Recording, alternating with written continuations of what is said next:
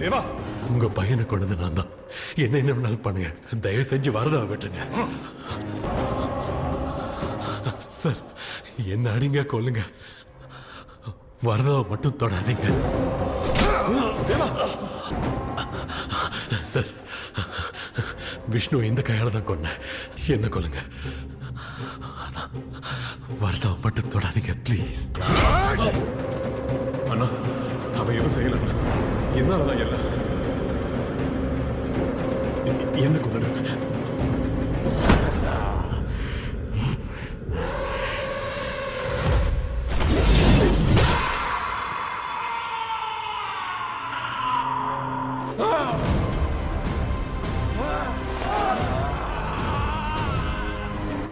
தொடக்கூடாதுன்னு சொன்னலடா, உன்னை யாரும் தொடக்கூடாது.